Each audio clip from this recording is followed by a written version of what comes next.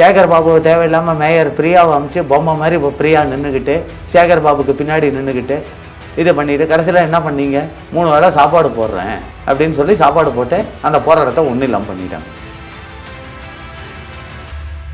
89% +2 எடுத்த மாணவர்கள் நீட் எழுதி பாஸ் பண்ண முடியலன்னா அந்த கல்வியை வச்சு தரமான கல்வி நீ எப்படி சொல்கிற? இதுதான் என்னுடைய கொஸ்டின். ஏன்னா தமிழ்நாட்டோட நிதி நிலைமை என்னன்னு ஏற்கனவே நான் சொல்லிட்டேன். 9.5 லட்சம் கோடி கடனில் இருக்கு. இன்னும் 2% வாங்கிட்டா திவால்னு சொல்லி ரிசர்வ் வங்கி அனௌன்ஸ் பண்ணுறாங்க. அந்த அளவுக்கு போயிடுச்சு. அந்த தாழ்வு மனப்பான்மை உண்டாகக்கூடாதுன்றதுக்காக எங்கள் பிள்ளைகளை நாங்கள் ப்ரைவேட்டில் சேர்க்குறோம். ஏன்டா வக்கீலுக்கு படித்த முட்டாள அந்த தாழ்வு மனப்பான்மை வரக்கூடாதுன்றதுக்காக தானே யூனிஃபார்ம் கொடுத்துருக்க. அப்போ என்ன அர்த்தம்? அந்த படிக்கிற அந்த ஏழை மாணவி பேரில் நீயே அவங்க மனசில் தாழ்வு மனப்பான்மையை உண்டு பண்ணுற.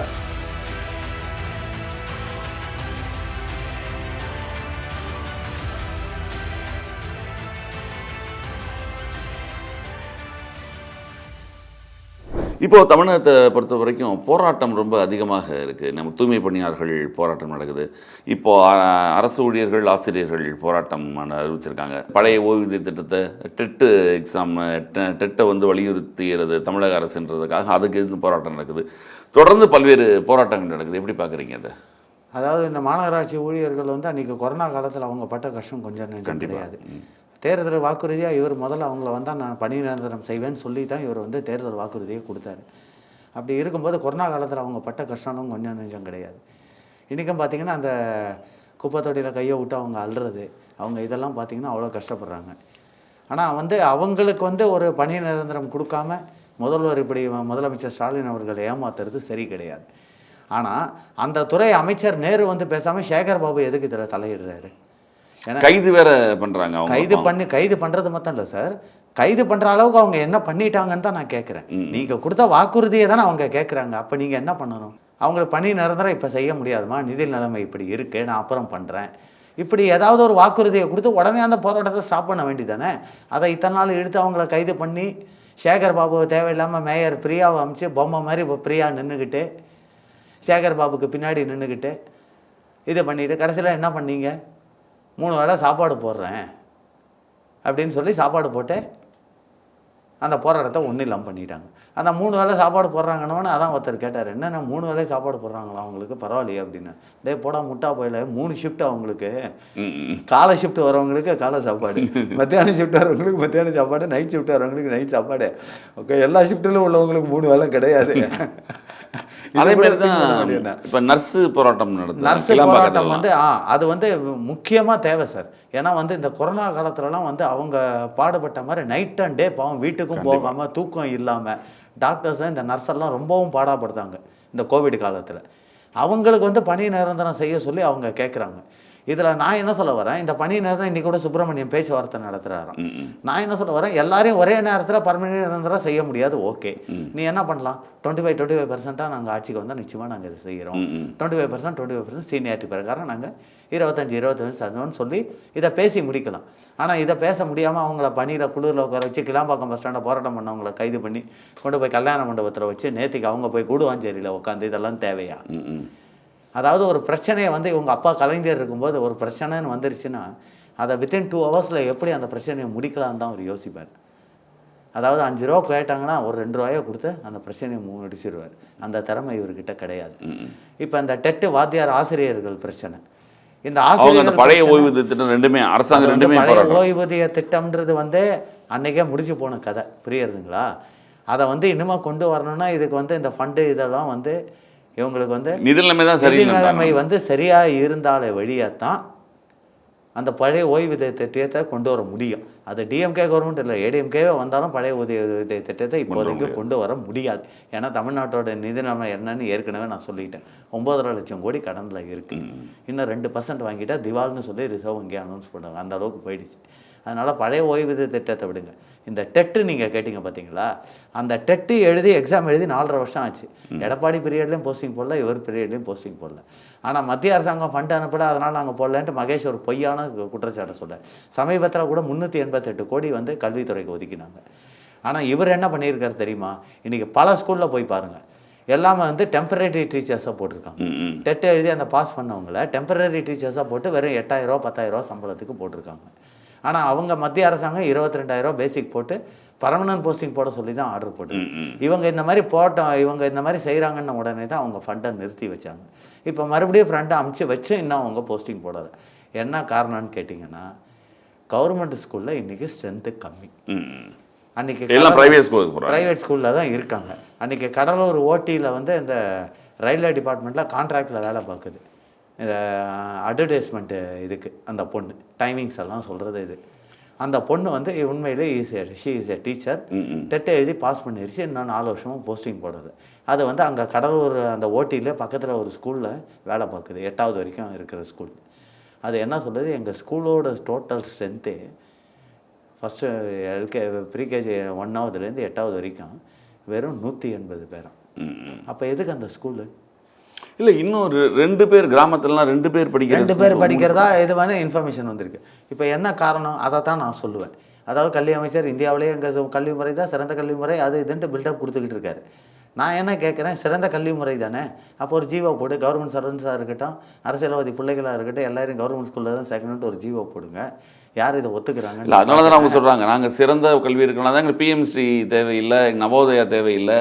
நவோதயா தேவையில்லைன்னு இவங்க சொன்னதுக்கு ஒரே காரணம் அன்றைக்கி இவரே சொல்லிட்டாரு. அதுக்காக பிஎம்சி இருக்குது அதெல்லாம் தேவையில்லைன்னு இவங்க நவோதயா தேவையில்லைன்னு சொன்னதுக்கு காரணம் என்ன? இந்தி இருக்குன்ற ஒரே காரணத்துக்காக தான் நாங்கள் நவோதயா தேவையில்லைன்னு அன்றைக்கே சொன்னாங்க. இன்றைக்கி அது வந்து சுப்ரீம் கோர்ட் வரைக்கும் போய் சுப்ரீம் கோர்ட்டு கூட பேச்சுவார்த்தை நடத்தணும்னு சொல்லி 2 நாளைக்கு முன்னாடி ஆர்டர் போட்டிருக்கு. இது எல்லா மாநிலத்திலும் 600 பள்ளிக்கூடம் இருக்குது. ஏன் பாண்டிச்சேரியில் கூட 4 இருக்குது. ஆனால் தமிழ்நாட்டில் ஒண்டி தான் ஹைகோர்ட் ஆர்டர் போட்டும் கொண்டு வரல போன எடப்பாடி பீரியடில். இவங்க இப்போ சுப்ரீம் கோர்ட் வரைக்கும் போய் இவங்க எந்த வித ஸ்டெப்பும் எடுக்கல.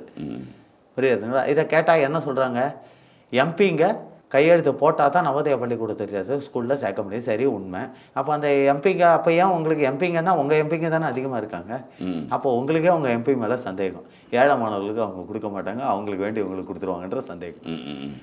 புரியுதுங்களா? அதனால் வந்து இந்த டெட் எக்ஸாம் எழுதினதுக்கு இன்றைக்கி நான் என்ன சொல்ல வரேன், இன்றைக்கி இருக்கிற சிலபஸ் சிபிஎஸ்சி சிலபஸை கொண்டு வந்து கவர்மெண்ட் ஸ்கூலில் எஜுகேஷனை இம்ப்ரூவ் பண்ணணும். முதல்ல வந்து ஸ்கூலில் வந்து ஸ்ட்ரிக்டான ரூல்ஸ் அண்ட் ரெகுலேஷன்ஸை முதல்ல கொண்டு வரணும். புரியுதுங்களா? இன்றைக்கி வந்து ப்ரைவேட் ஸ்கூலில் பார்த்தீங்கன்னா 5 நிமிஷம் லேட்டாக போனால் கூட பேரண்ட்ஸை கூப்பிட்டு அடுத்த தடவை வார்னிங் பண்ணி அடுத்த தடவை உள்ளே விட மாட்டாங்க. அந்த அளவுக்கு இப்போ நீங்கள் பார்த்துருப்பீங்க ப்ரைவேட் ஸ்கூல்லலாம் எவ்வளோ ஸ்ட்ரிக்டாக இருக்காங்கன்ட்டு. ஆனால் கவர்மெண்ட் ஸ்கூலில் ஏதாவது இது இருக்கா? எந்த வித இதுவும் கிடையாது. சும்மா பேருக்கு அவங்க வாத்தியாருங்க விரட்டிகிட்டு இருப்பாங்க, அந்த நேரத்துக்கு அப்படி இருப்பாங்க. வெளியில் வந்த உடனே பார்த்தீங்கன்னா பஸ் ஸ்டாண்டில் பாதி சுற்றிக்கிட்டு இருக்கு. எத்தனை மணி இருக்காங்க? 7 மணி வரைக்கும். பஸ்ஸில் படிக்கட்டில் தொங்குறான், ஏதோ தொங்குறான். கேட்டால் ஸ்டூடெண்ட்ஸு இளம் வயசு இப்படி தான் இருக்கும். ஒரு கவர்மெண்ட் வந்து டீச்சர் மாதா பிதா குரு தெய்வம், அதுக்கப்புறம் தான் குருவுக்கு அப்புறம் தான் தெய்வத்தையே சொல்லணும். ஆனால் அந்த குருவையே நீ திட்டாத அடிக்காத அப்படின்ட்டு ஒரு கவர்மெண்ட் ரூல்ஸ் அண்ட் ரெகுலேஷன்ஸ் போட்டால் அவன் எப்படி டிசிப்ளினில் அவன் முன்னுக்கு வருவான் சொல்லுங்கள். 2வது, இந்த கவர்மெண்ட்டே ஒரு என்கரேஜ்மெண்ட் கொடுத்தது 8வது வரைக்கும் ஆல் பாஸ். 8வது வரைக்கும் ஆல் பாஸ்ன்னு நீ போட்டோன்னா அதுக்கப்புறம் எதுக்காக தான் நான் சொல்கிறேன், 10th +2 சர்டிஃபிகேட்டும் கையிலேயே கொடுத்து அனுப்பிச்சிரு. 8வது வரைக்கும் ஆல் பாஸ்ன்னு போட்டால் அவன் பப்ளிக் எப்படி அவன் அட்டன் பண்ணுவான்? அவனுக்கு என்ன நாலேஜ் இருக்கு அவனுக்கு அங்கே? அப்போ என்ன அர்த்தம்? அவன் எப்படி போட்டி மனப்பான்மை இல்லாமல் போயிடும் இல்லையா? போட்டி மனப்பான்மைன்னு இல்லை, தன் வாழ்க்கை மேலே அவனுக்கு வந்து தன் வாழ்க்கையில் முன்னேறணுன்ற அந்த எண்ணமே போயிடும். புரியுறதுங்களா? ஏற்கனவே வந்து தப்பாக நினைக்காதீங்க இதை சொல்கிறேன் என்னன்ட்டு. இந்த கோட்டான்னு வந்ததுலேயே பாதி வந்து எஜுகேஷன் மேலே இருக்கிற பயமே போயிடுச்சு பாதி பேருக்கு. ஏன்னா வந்து 60% மேலே எடுத்தால் தான் நம்ம வந்து வேலை கிடைக்குன்ற நிலமை போய் இன்றைக்கி 40% எடுத்தால் கூட நம்மளுக்கு கோட்டா இருக்குது, நம்ம உள்ளே போயிடலாம் அப்படிங்கிற நிலப்பில் இன்றைக்கி நிறையா பேர் போயிடுறாங்க. இது உண்மையாக நடந்துக்கிட்டு இருக்குது. புரியுறதுங்களா? இப்போ இந்த மாதிரி கவர்மெண்ட் வந்து இந்த மாதிரி ஆர்டர் போட்டால் வந்து நாளைக்கு இது வந்து இன்னும் மாணவர்களோட மனசில் என்ன நினைக்கும்? எப்படி இருந்தாலும் நம்ம ஸ்கூலுக்கு போனாலும் போகட்டாலும் அங்கே ப்ரெசன்ட் போட்டுருவாங்க, 8வது பாஸ்ன்னு போட்டுருவாங்க. அப்போ 8வது வரைக்கும் ஒன்றுமே படிக்கலான்னு 9th 10th போய் உட்காந்து என்ன பண்ணுவான்?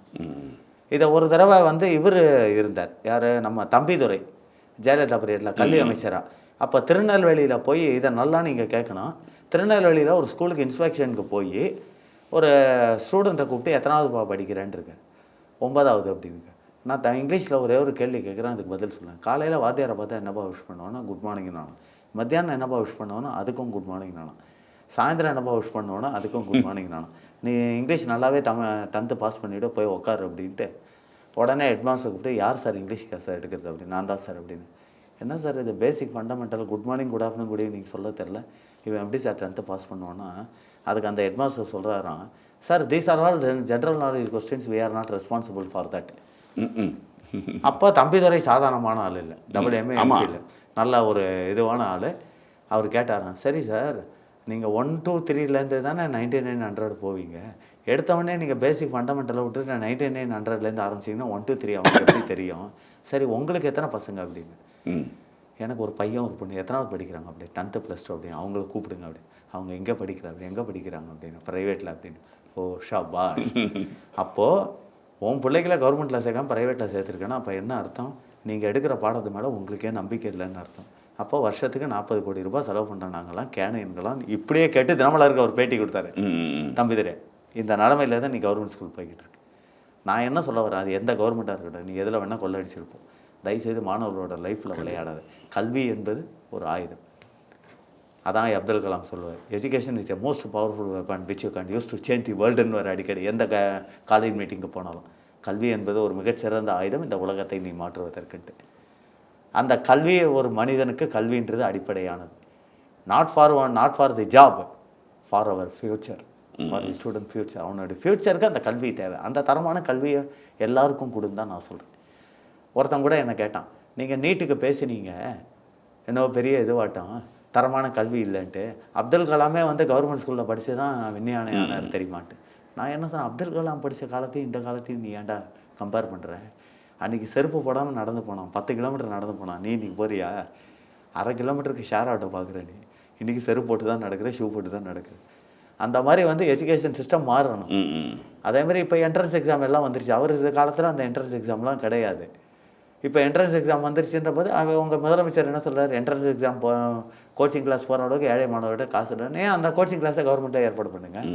இப்போ தான் இந்த ஏற்பாடு படுத்தியிருக்காங்க அந்த உண்டு உறைவிடர் பள்ளின்ட்டு. அது கூட ஃபண்டு எங்கேருந்து வருது? Central government fund, central government திட்டம் தான் அது.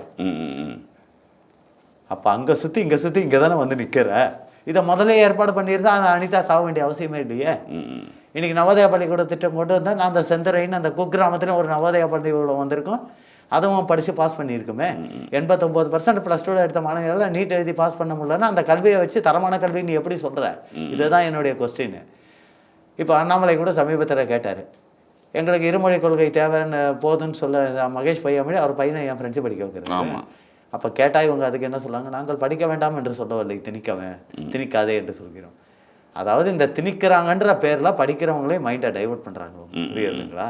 திணிக்கிறதுனா நான் அந்த முதல் பேட்டியிலேயே சொல்லியிருப்பேன், இந்த மெட்ரோ இருக்குன்னா அந்த மெட்ரோ வந்து இந்தியில் தான் வைக்கணும்னு பேரை வைக்கணும்னு சொன்னால் தான் திணிக்கிறதுன்னு அர்த்தம். ஒரு சப்ஜெக்டாக வச்சுக்கணும் திணிக்கிறதுன்னு அர்த்தம். இப்போ கூட சமீபத்தில் புதிய கல்வி முறையில் கூட புதிய கல்விக் கொள்கையில் கூட சொல்லியிருந்தாங்க சென்ட்ரல் கவர்மெண்ட், நாங்கள் வந்து இந்தின்னு சொல்லலை, மூணாவது மொழி என்னைய ஒரு லாங்குவேஜ் யூ கேன் லேர்ன், நீங்கள் படித்து கற்றுக்கோங்கன்னு தான் நான் சொல்கிறேன். இன்றைக்கி சந்திரபாபு நாயுடு சொல்ல 10 மொழி படித்தாலும் எங்கள் மாணவர்கள்லாம் படிக்காதுன்னு சொல்ல மாட்டேன்னு. கேரளாவில் ஹிந்தி கம்பல்சரி. அப்போ உனக்கு வந்து எங்கே திணிக்கிறாங்க? அப்போ என்ன அர்த்தம்? இதைத்தான் இவங்களுடைய கான்செப்ட் என்னென்னா, ஏழை மாணவர்கள் படித்து முன்னேறி இந்த ஸ்டேட்டை விட்டு வெளியில் போயிடக்கூடாது. கடைசி வரைக்கும் மக்கள் வந்து 1000க்கு 2000க்கும் இலவசத்துக்கும் இவங்ககிட்ட கையேந்திக்கிட்டு இருக்கணும். இன்னொன்று, நாளைக்கு அப்படி இவங்க போயிட்டாங்கன்னா நல்லது கெட்டது தெரிஞ்சுப்பாங்க. இந்த நீட் நாராயண மாதிரி கேள்வி கேட்க ஆரம்பிச்சிருவாங்க. புரியுதுங்களா? நாளைக்கு உங்களுக்கு கொடி பிடிக்கிறதுக்கும் கோஷம் போடுறதுக்கு ஆள் இருக்காது. இதுதான் இவங்களோட மைண்ட் செட்டப். இது டிஎம்கேன்னு சொல்லலை, அனைத்து கட்சிகளோட மைண்ட் செட்டப் இது தான். அதனால தான் ஏழை மாணவர்களோட கல்வியில் இவங்க எல்லாரும் விளையாடிக்கிட்டு இருக்காங்க. புரியுதுங்களா? அதனால் நான் என்ன சொல்ல வரேன், தரமான கல்வியை கொடுங்க, மாணவரோட எஜுகேஷனை முதல்ல இம்ப்ரூவ் பண்ணுங்க. இப்போ சமீபத்தில் ஒரு ராசான்னு ஒரு எம்பி, அவரை கூப்பிட்டேன்னா நான் வந்து அசிங்கமாக கேட்டுருவான் அவனை, எம்பின்னு கூட பார்க்க.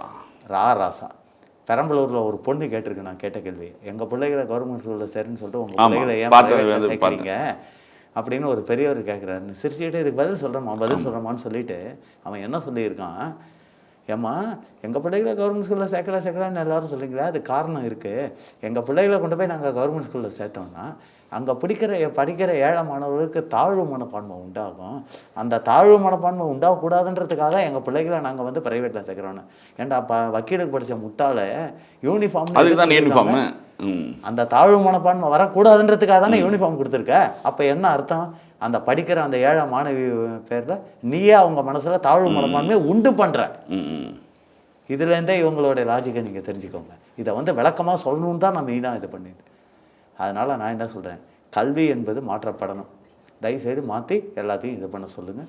கல்வி என்பது எல்லோருக்கும் சமமான கல்வி வேணும். புதிய கல்விக் கொள்கை வர வேண்டும்.